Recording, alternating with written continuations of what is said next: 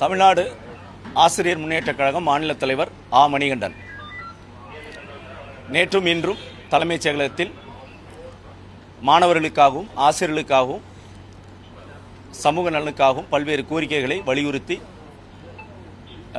செயலர்கள் மற்றும் அமைச்சர் பெருமக்களை சந்தித்து வருகிறோம். தற்போது அரசு பள்ளி மாணவர்களுக்கு 7.5% இடஒதுக்கீடு என்பது வழங்கப்பட்டு வருகிறது. இதனால் லட்சக்கணக்கான அரசு பள்ளி மாணவர்கள் பயனடைந்து வருகிறார்கள்.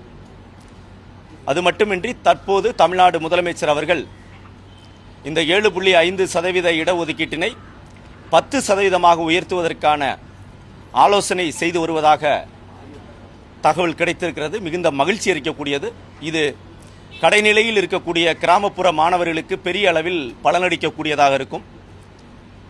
இந்த திட்டத்தினை மேலும் விரிவுபடுத்தி அரசு பள்ளியில் 9ஆம் வகுப்பிலிருந்து சேருகிற குழந்தைகள் 6லிருந்து 8ஆம் வகுப்பு வரை பல்வேறு பள்ளிகளில் அருகாமை பள்ளியில் படித்துவிட்டு பிறகு 9ஆம் வகுப்பிலிருந்து 12ஆம் வகுப்பு வரை படிக்கக்கூடிய குழந்தைகள் அவர்களையும் உட்படுத்த வேண்டும் என்ற அடிப்படையில் அவர்களுக்கு 1% இடஒதுக்கீடை கூடுதலாக வழங்க வேண்டும் என்றும், முழுக்க அரசு பள்ளிகளே இல்லாத நிலையில் சில மாவட்டங்களில் அரசு உதவி பெறும் பள்ளிகள் மட்டும்தான் இருக்குது. அந்த மாதிரி நேரங்களில் அவர்களுக்கு 1.5% இடஒதுக்கீட்டினை கூடுதலாக வழங்க வேண்டும். எனவே 2.5% இந்த தனி பிரிவையும் உட்படுத்தி வழங்கினால் பெரிய உதவியாக இருக்கும். அது மட்டும் இல்லாமல் பாராமெடிக்கல் என்று சொல்லக்கூடிய மருத்துவ இணை படிப்புகளில் மற்ற எல்லா துறைகளுக்கும் இந்த 7.5% இடஒதுக்கீடு இருக்குது.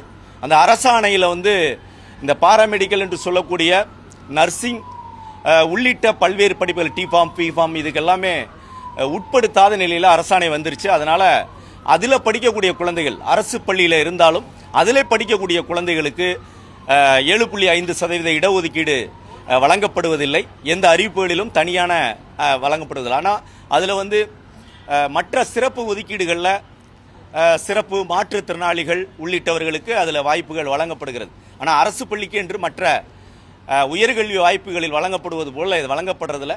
இது குறித்து வழங்க வேண்டும் என்று மருத்துவத்துறை முதன்மைச் செயலாளர் அவர்களை சந்தித்து வலியுறுத்தியிருக்கிறோம். அவரும் எங்களது கோரிக்கை குறித்து ஆய்வு செய்து உரிய நடவடிக்கை எடுப்பதாக தெரிவித்திருக்கிறார்கள். இந்த டெட் தேர்வை பொறுத்தவரையில் ஆசிரியர்கள் ஏற்கனவே ஆசிரியர் தேர்வு வாரியத்தின் மூலமாக தேர்வு செய்யப்பட்டு முறைப்படியான எழுத்து தேர்வு மூலமாக தேர்வு செய்யப்பட்டவர்கள். இவர்களுக்கு மீண்டும் ஒரு எழுத்து தேர்வு என்பது பின்னோக்கி இழுத்துச் செல்வதாக அமையும். இதற்கு காரணம் அனைவருக்கும் கல்வி உரிமை சட்டம் 2009 படி இவர்களை அனைவரும் உட்படுத்த வேண்டும் என்று மாண்புமிகு நீதிமன்றங்கள் உத்தரவிட்டதன் அடிப்படையில் சொல்லியிருக்கிறார்கள். இது 1ஆம் வகுப்பிலிருந்து 8ஆம் வகுப்பு வரை இருக்கக்கூடிய 14 வயதுக்குட்பட்ட குழந்தைகளுக்குத்தான் இந்த சட்டம் பொருந்தும். ஆனால் 9 மற்றும் 10ஆம் வகுப்பு, அதாவது 15 மற்றும் 16 வயதுக்குட்பட்ட குழந்தைகளுக்கு இது பொருந்த மாட்டார்கள். எனவே உயர்நிலை மேல்நிலை பள்ளிகளை பணியாற்றக்கூடிய மூத்த பட்டதாரி ஆசிரியர்கள் 9 மற்றும் 10ஆம் வகுப்பு போதிக்கக்கூடிய ஆசிரியர்களாக இனங்கண்டு அவர்களை சிறப்பு நிலை மற்றும் தேர்வு நிலை அடிப்படையில் இனம் பிரித்து இந்த பிரச்சனைக்கு முற்றுப்புள்ளி வைக்க வேண்டும். அவர்களை பிரித்தால் கிட்டத்தட்ட ஒரு 16,000 ஆசிரியர்கள் இந்த சட்ட எல்லைக்குள் வராமல் அவர்களை முதல் கட்டமாக விடுவித்திட முடியும் என்கிறத எடுத்து கூறியிருக்கிறோம்.